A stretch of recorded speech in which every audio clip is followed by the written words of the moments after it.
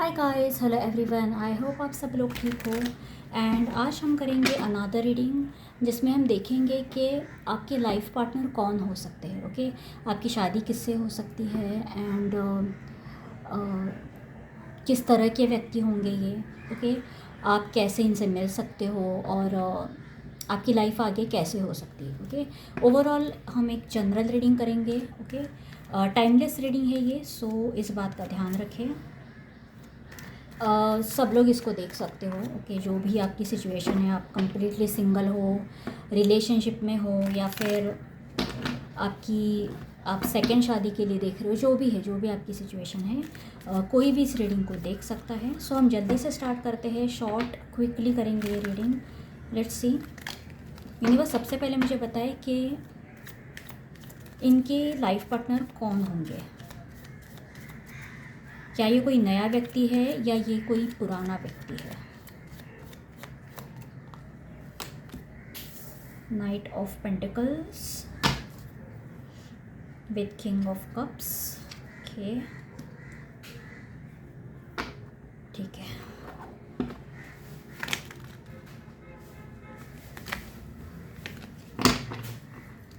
जहाँ पर क्लैरिफिकेशन लगेगा मैं और कार्ड्स पुल करूँगी। यूनिवर्स किंग ऑफ कप्स को क्लैरिफाई करें।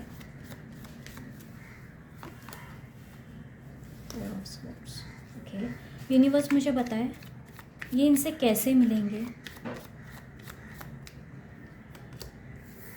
एम्प्रेस, ये queen of swords.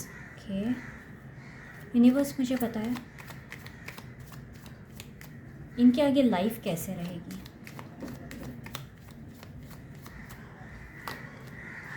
Nine of pentacles with seven of cups. Okay, universe मुझे बताए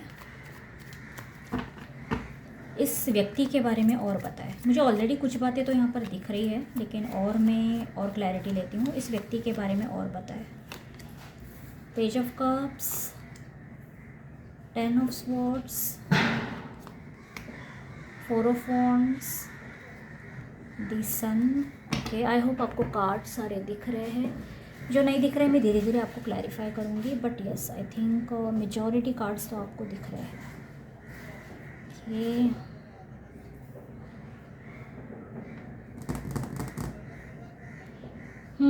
तो हम रीडिंग को चालू करते हैं।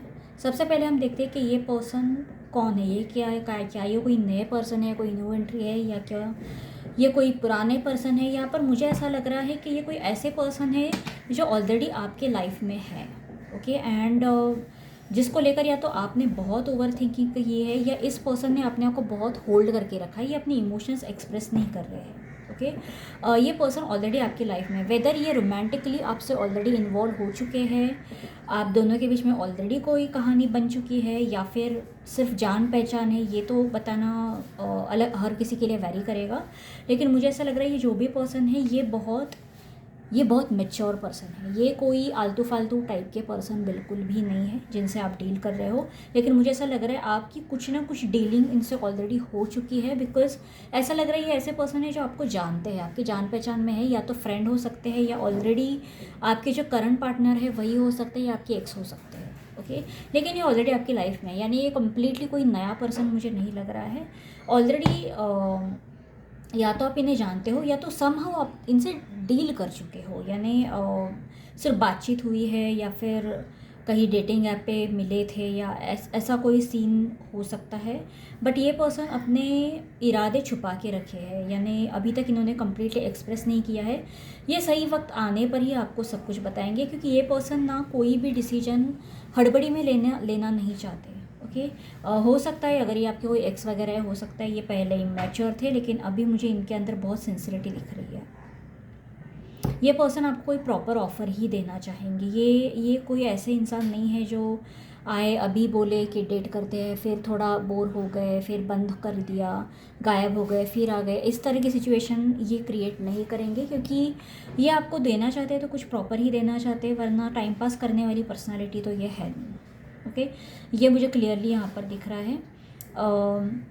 बट यहाँ पास्ट में हो सकता है, ये जो भी पर्सन है इनके पास्ट में हो सकता है इन्होंने दूसरे रिलेशनशिप में ये रहे हो वहाँ पर इन्होंने इमेच्योरिटी की है, ये हो सकता है। या आपकी अगर ये एक्स है तो हो सकता है पास्ट में ये बहुत इमेच्योर थे, जिसकी वजह से आप दोनों के बीच में बहुत ज़्यादा एक बहुत ही गंदा सा ब्रेकअप हो गया या चीज़ें एंड हो गई। इस तरह की सिचुएशन मुझे यहाँ पर ज़रूर दिख रही है।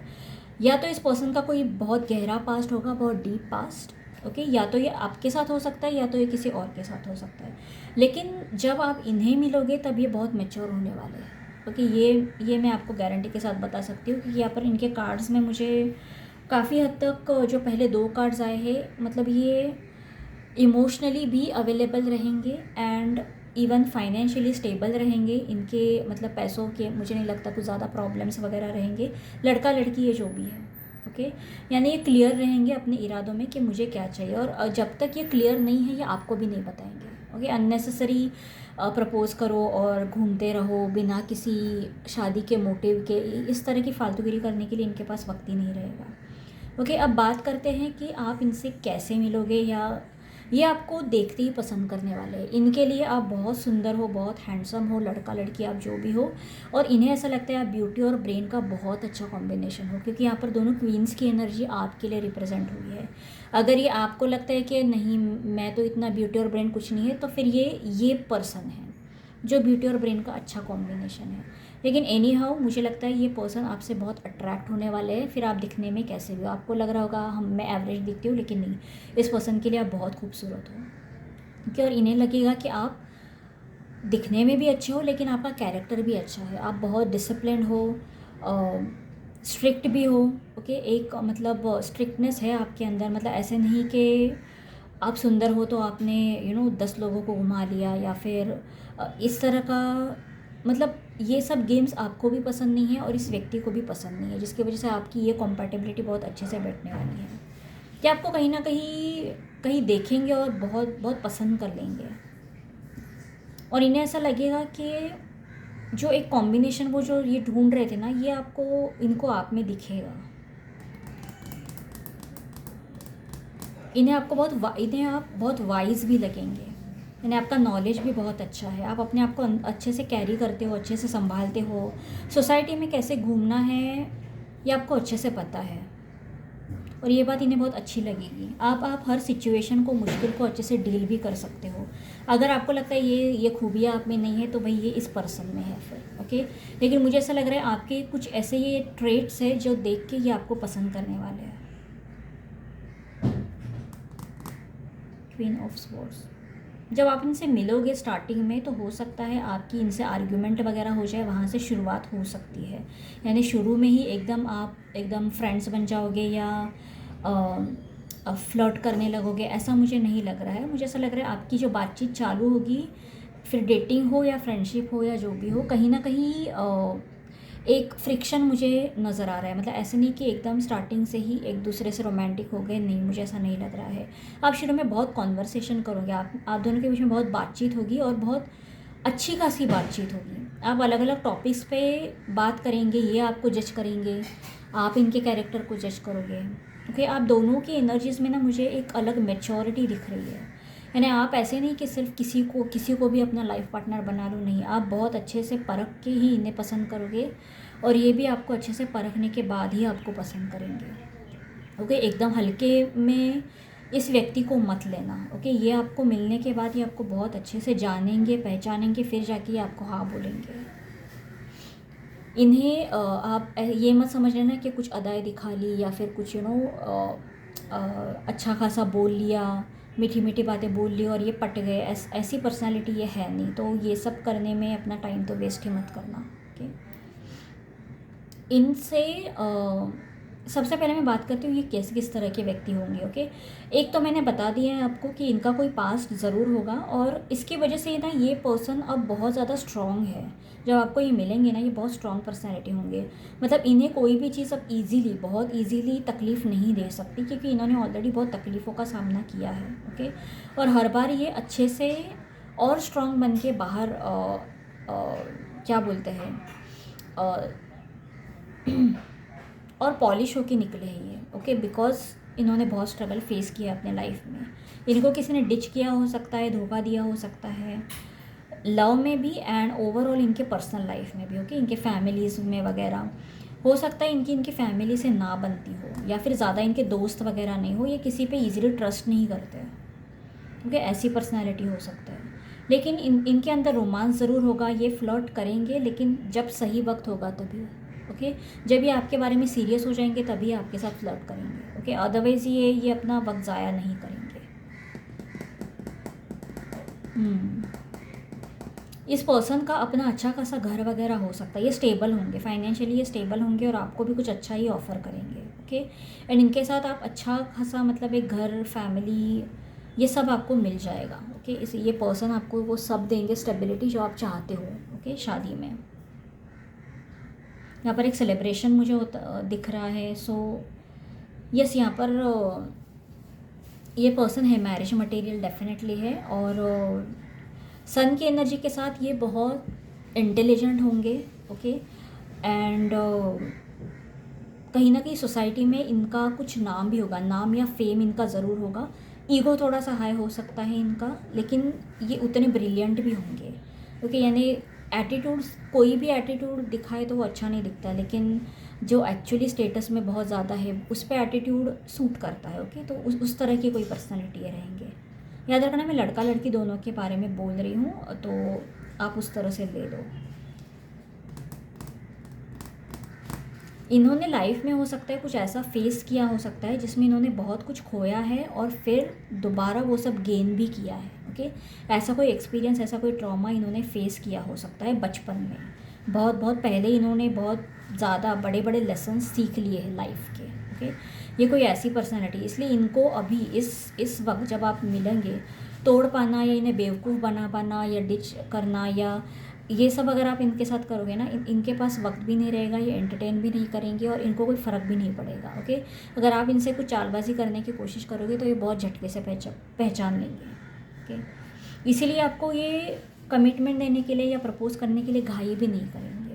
ओके, ये अच्छा खासा सोच के ही डिसीजन लेंगे। इनके लिए ये डिसीजन बहुत मायने करता है कि ये किसे पसंद करते हैं अपने लाइफ में, किसे लेके आना चाहते हैं। ये बहुत केयरफुली ये डिसीजन लेंगे, ऐसे ही ये डिसीजन नहीं लेंगे।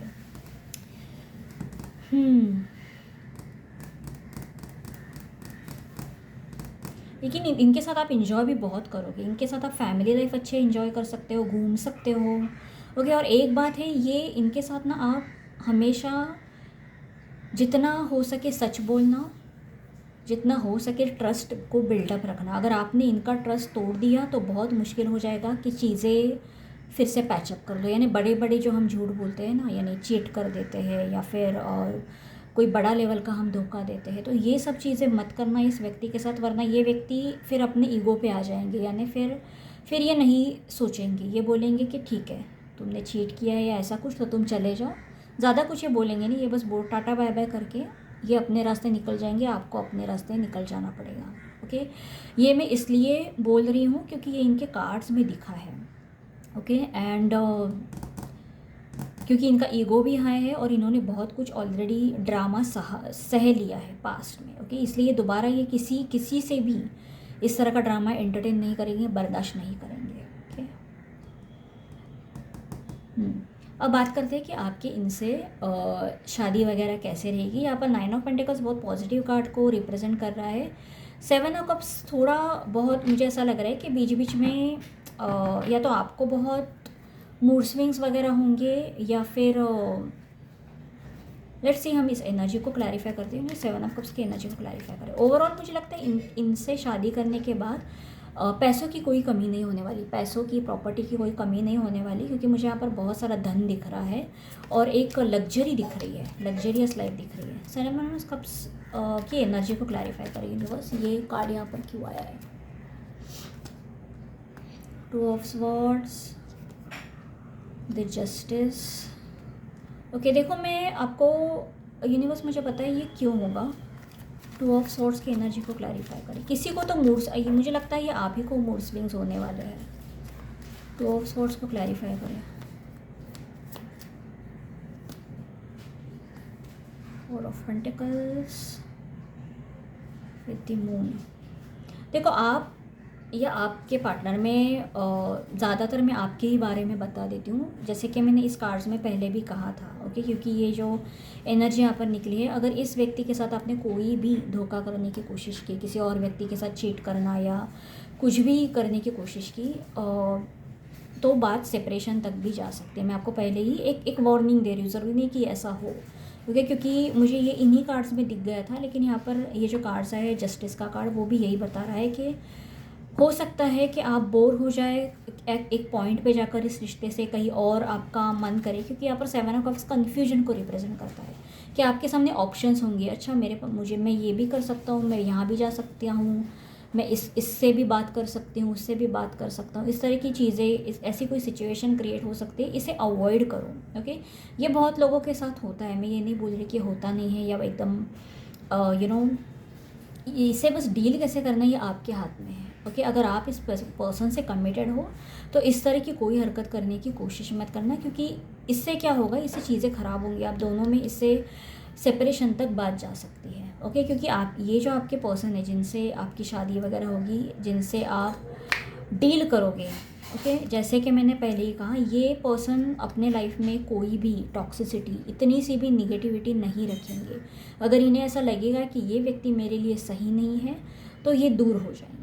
ओके, ये बिल्कुल भी नहीं चाहते कि कोई भी इनके लाइफ में ऐसा एक भी व्यक्ति रहे जो इनको इतनी सी भी चोट पहुंचाए। ओके, अगर आप इन्हें चोट पहुंचाएंगे तो ये आपको पेपर दे देंगे और टट्टा बाय बाय। ओके, इतने मतलब ये पर्सन क्या बोलते हैं, रूड होंगे या स्ट्रिक्ट होंगे, मैं कहूँगी। ओके, ट्रेडिशनल नहीं कहूँगी, I would say very strict रहेंगे।